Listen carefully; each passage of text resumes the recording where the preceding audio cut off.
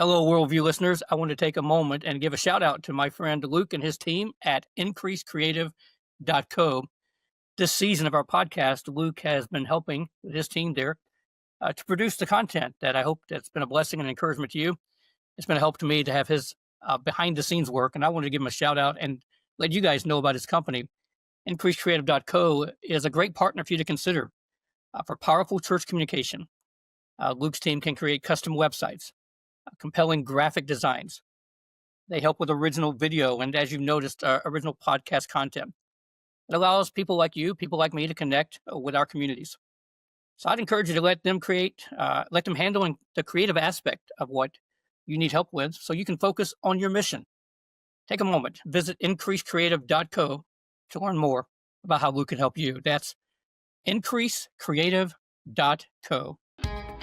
Welcome to Worldview, a podcast featuring teaching and conversations with Dr. Mike Lester that focus on helping faithful disciples develop a biblical worldview. Thanks for joining us, and here's your host, Mike Lester. Well, welcome back to this episode of Worldview. Today we are closing the loop of a process that we have been fleshing out the entire season of this episode or this year of the podcast Worldview. We've been trying to just talk out loud, almost as if I were able to invite you up to my desk here and have a one-on-one conversation. How do we go forward? What do we do as leaders when the path isn't clear?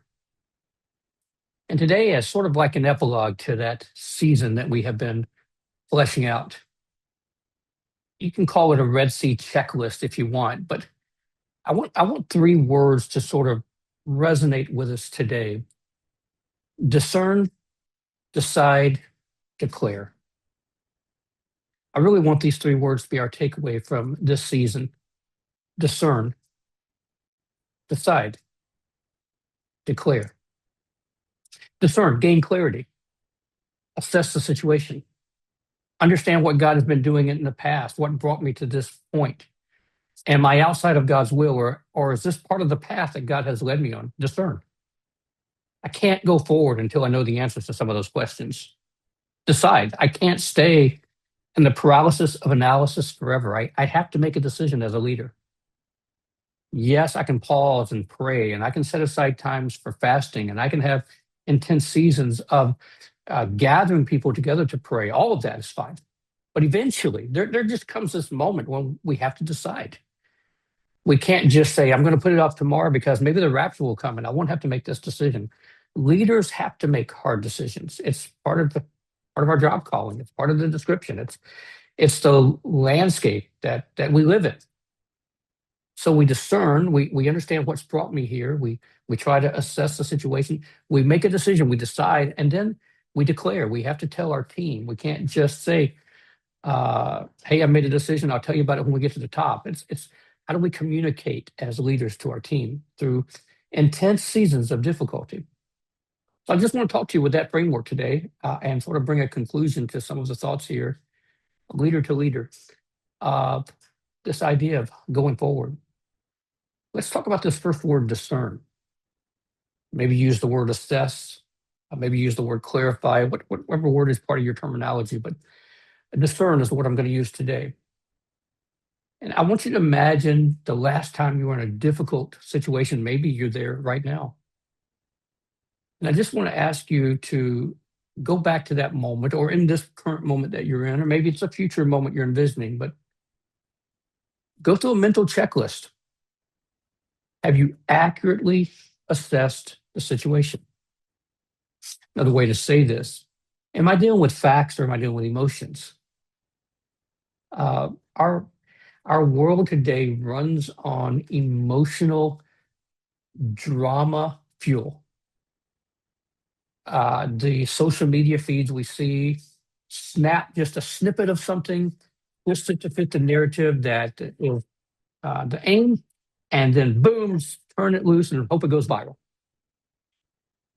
But it's all emotion. Rarely do we have the whole story. Rarely do we have all of the facts. And so as leaders, we need facts. This is the currency of leadership is facts, right? And so as we think about leading, as we think about moving forward, as we think about taking our team with us, discern, assess the situation. Do you know what's true? Do you know what's imagined? Our mind tends to go to, well, what if this happens? And what if we go to these hypothetical, theoretical things that aren't factual? They're theoretical. And we allow the theoretical, hypothetical what if sometimes to dominate our decision making rather than looking at facts.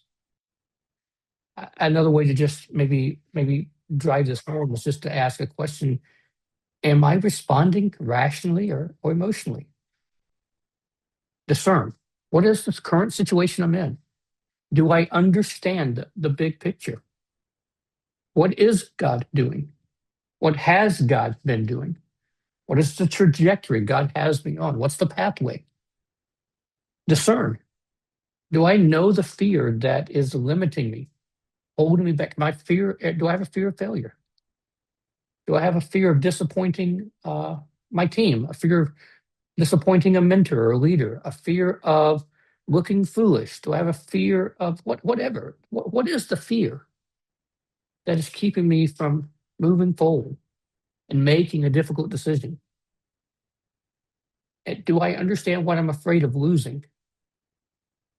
Have I considered the fact that the price of not making this decision may be greater than the price of my imagined loss? So this idea of discern, just a word I want to just sort of sit maybe in our minds and thoughts for a moment. It's time to make a difficult decision. Discern. Second word, I just want to just sort of take a moment and just talk with you about. Decide. Decide. Get the counsel from your support team. Know who they are. Know what their strengths are. Do they have the ability to tell you no? With them, through the clarity of teammates, through the clarity of support teams, through the clarity of scripture, through the clarity of the Holy Spirit's leading and prompting, have I identified the next step forward? No matter how small or how big it is, do I know my next step on this path? Maybe another way to sort of come at this, the side aspect. Have I anchored myself to the who, even if I still have a why? Lord, why are you asking? Well, before I ask, Lord, why, let me just stop and pause for a minute and remember who you are, that I can trust you, that I don't see from the same perspective that you see. And yeah, I have questions, but I'm anchoring my identity not to the failure or success of this one decision. I'm anchoring my identity in my God-given role as a leader that you placed here, whether it's a leader in my family, a leader in my organization, a leader in my department, a leader in my church, pastor, president, whatever it may be. I recognize my identity as a God-called believer, child of God, before it's any of those other things. Decide. Has it been a prayerful decision? Decide. Am I ready to own this decision, regardless of the cost, the consequences, or the outcome? Well, there's this time where we just sort of meditate on this word discern, getting facts, gathering data, assessing, clarifying, pushing emotions out of the picture, pushing hypothetical situations out of the picture, just dealing with raw factual data. This is what's happening. This is where my team is at. This is the roadblock that I'm having such difficulty seeing a clear path around. Discern. And then when all the facts are on the table and we begin to wrestle with potential decisions, it's time to decide. Once the decision is made, it's time to declare. And we have really stressed during this season that the temptation might be to declare a promise. Guys, I know this is exactly what God's going to do. What if that's not what God is doing? What if God has shown you a path and you've jumped to the destination and you haven't seen all the turns and bends in the road that God has you on? We've stressed communicate a path. a pathway, not a promise. Be honest, be transparent. Look, be humble. Guys, I've wrestled with the Lord. I believe I know where this is going, but I can't promise that. I don't know where this path leads. Here's what I do know. I do know this is the next step. I do know this is the path God has us on. And I don't know what God is going to do in this path, but I know it's going to be an exciting journey because we're taking it with Him. You're managing expectations. You're not over promising and hoping God makes you look good. And then everybody feeling foolish when He doesn't feel obligated to do so. Share, declare this decision wisely. Communicate a pathway, not a promise. Declare and be ready for pushback. Be ready for critics. Be ready for the naysayers. How are we going to handle them? Some of them really do have your best interest in mind. Some of them really are God's ordained voice for you to see a potential blind spot or a pitfall on this pathway. Be humble enough to learn from them. Even if it makes you uncomfortable, even if your first response is, I got to defend my honor. God has a way of validating His servants over time. You can trust Him with that. So declare, give a pathway, not a promise. Declare and expect pushback from critics. Declare and be ready to shepherd your team, your people, your staff. Be ready to shepherd them through the next step forward. If it's been difficult for you to find this way forward, imagine what it feels like in their shoes. Are you asking for a major change? Are you asking for a step of faith that is not even comparable to any previous step of faith they've ever taken? Okay, help shepherd them through it. Have the empathy of a leader to recognize that sheep need encouragement and direction and comfort, and that we are shepherds who smell like sheep. And then once you have successfully led the team, the people, the organization, the department, whatever it is that you're leading, you've helped everyone take this next step forward. And please, please, please stop, reflect, worship, give thanks to the one who's made this forward progress possible. Because you will need His help again, I guarantee it. We all have different spheres of leadership and influence, don't we? Some of you today are leading multi-billion-dollar organizations. And the decisions you make are different than the decisions I make. Some of you are just beginning to lead a family, and your children aren't even in school yet, and you're trying to envision this long runway of parenthood, and you're getting nervous as you look out and you see the world the way it is, and you're wondering about how your kids are going to turn out. And hey, take a breath and discern what God is doing. Make a decision to be faithful and to lead your family to love Jesus, and to declare it boldly to your family every chance you get that God is doing some great things. Some of you are leading a small church that you just think nobody even knows you're there. And you're like, why? I don't even consider myself a leader. We have 30 people. Jesus had 12 people, and He turned the world upside down with them. Please, please, please never underestimate or despise the day of small things. Most churches in America are under 100 people. Yes, there's mega churches, but they are not the norm. They are not the average. They're the exception. God works through faithful pastors and leaders, shepherding wisely and stewarding wisely the influence that has been given to them. And you never know what God will raise up in future generations because of the faithfulness of leadership you have today. I lead a college that by some respects people would say is small. We have somewhere between 400 and 500 students. And yet, when I stop and think about what 400 or 500 God-called servants could accomplish, to me, that's huge. And I think about the decisions that we make as our leadership team. Yes, I'm the president. And yes, I know the buck stops with me. And yes, I give a report to our board. I get all of that.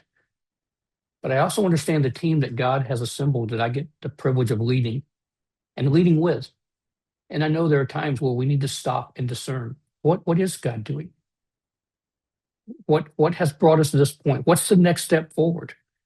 How do we adapt and adjust in an ever-changing world in the education landscape? So I don't just speak here from theory. This is what I'm living. It's what you're living as well. And so I hope that these 3 words today will just sort of be something you take away in your own quiet time, in your own leadership development. May God reinforce and impress these words deep into our thinking. Discern. Stand still and see God at work. Discern. Decide. Don't be paralyzed and never make the decision. Make the hard decision and own it. And then declare. Share it with our teams in a way that gives courage and hope and inspiration. And it stems from the fact that you spent time with God, and that this is God has indicated through the council and through the team and through the leadership. God has impressed upon all of these voices have just sort of given this green light. We're moving forward. We don't know ultimately where it's all going to go. We know the pathway God has in for. It's going to be a great journey. My heart is that God would continue to raise up leaders that are anointed, that are there with every fiber of their being to help God's people go forward. And I pray that's your heart as well. I've enjoyed this season with you. I can't wait to come back and see you again in our next season. But I've enjoyed just talking with you, leader to leader, Christian to Christian, believer to believer. All of us are growing in our journey. None of us have arrived. I thank you for allowing me to take part of my leadership journey and development with you just out loud in these conversations. I look forward to seeing you in the next season. Until then, here's my prayer for this season. Let's go forward. Until then, this has been Worldview with J. Michael Lester. I'll see you next time. Thanks again for joining us for this episode of Worldview with Dr. Mike Lester. You can connect with Mike at jmichaellester.com, where you'll also find more discipleship resources. Mike also serves as the president of Veritas Baptist College, an online university dedicated to training ministry leaders virtually so that they can stay where God has called them. Learn more about Veritas at vbc.edu. This podcast is hosted by Dr. Mike Lester and produced by Luke Clayton and the team at increasecreative.co. We hope this episode has helped you grow in your journey of being a faithful disciple of Jesus. And we look forward to having you join us again right here on Worldview.